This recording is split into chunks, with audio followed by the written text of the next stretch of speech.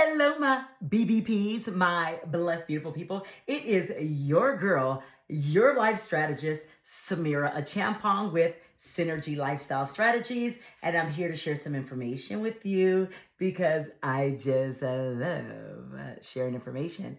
But before we get this info session started, let's go ahead and click on our self-awareness button that's located to the right of our heart.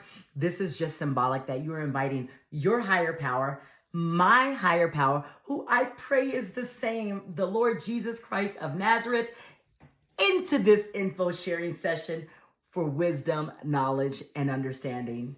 Is that okay? Let's talk about it.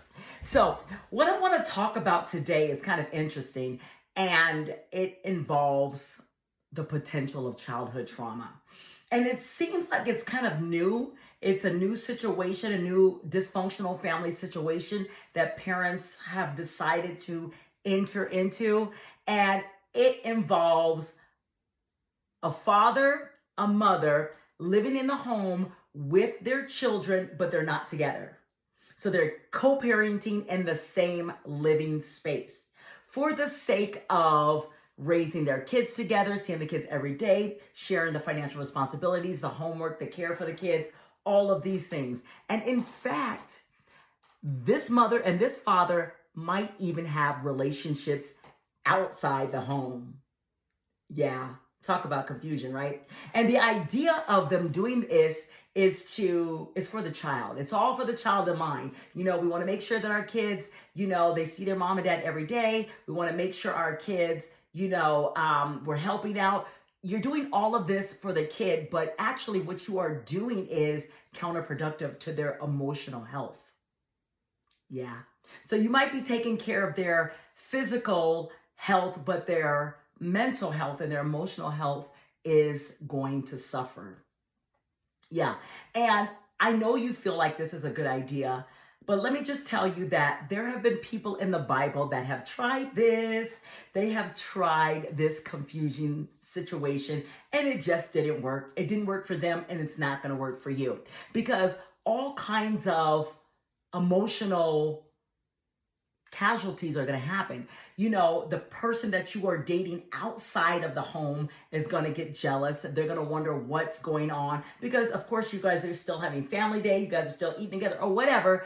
Even if you say you're in your separate rooms, okay, any human being that's in a relationship with you is going to find some type of jealousy behind this, right?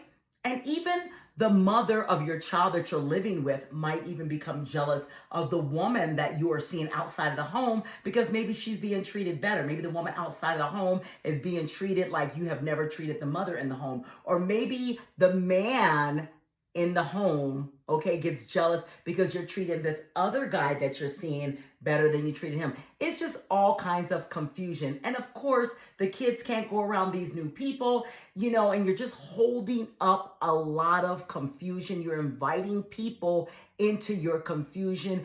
And instead of you moving on, separating households and just co-parenting outside of the home, you have decided to do that in the home and you are creating more chaos. Okay, so there's a couple in the Bible that tried this, and their name is Abraham and Sarah, right? So Sarah was Abraham's wife, and Sarah couldn't have kids. So what Sarah decided to do was, since they had a lot of maids going on in the house, she decided to create a surrogate mother situation.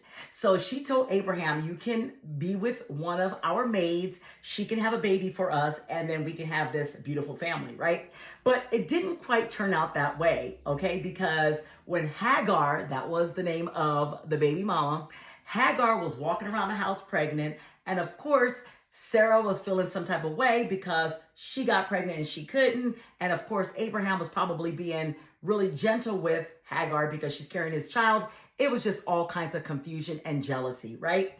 But guess what? Sarah becomes pregnant and now she gets to have her own baby. So both of them are raising these little boys in the house together, Isaac and Ishmael.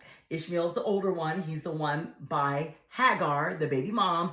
And Isaac is the one that is conceived by the husband and wife, Sarah and Abraham, right? So when Isaac begins to get treated, especially by Abraham, Hagar gets upset because she's like, look, you're not treating my son like this. You're not favoring him. You're favoring your other son. And it was just all kinds of confusion. So she was walking around the house mad. Sarah was walking around the house mad at Hagar for being mad because her son wasn't being treated the same. And it was just all kinds of confusion in this house.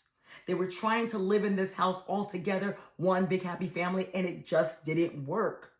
It just really didn't work. It caused all kind of confusion for Abraham, and he was so stressed out. If you read the scriptures, Genesis 21, and you read from 8 to 20, you will read this story for yourself. In verse 11, it talks about how Abraham was so stressed out, so much so that God decided to allow Abraham to cut ties with this situation. He said, listen, give Hagar and her son Ishmael some water and some resources and send them on their way because it's just too stressful. And so, of course, Abraham felt a way about putting his son's mom out and his son, his firstborn son, out. But it was causing too much stress, but God allowed it to happen, right? So Hagar and Ishmael are wandering in the desert. They run out of resources, but God met Hagar and Ishmael in their time of need.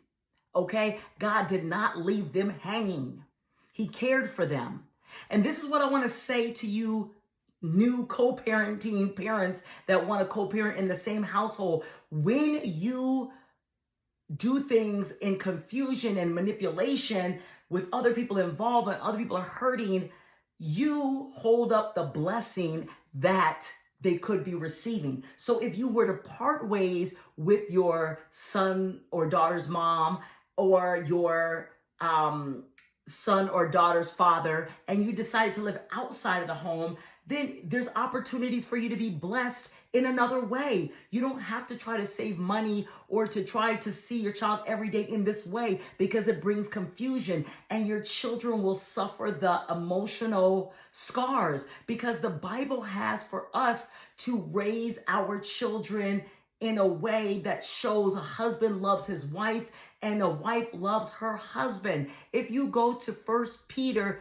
3:4-7, Peter gives an example of how a wife should treat her husband with respect, submission, and not submission like bowing down to you. No, it's with respect. She is to adorn her husband and to show her husband respect. And then Peter also says that the man in verse 7 should treat his wife as the weaker vessel, not as she's a weakling, but as a gentle and a very fragile, beautiful woman. Okay, so we have roles in the Bible that we should really take heed to. But all of this confusion and bringing other people into these unhealthy situations is family dysfunction, and your child may not show signs of it right now, but when they grow up, you're absolutely going to see the effect of it. That's all I've got for now. I pray that this speaks to you, and I also pray to see you on the next one. Bye for now.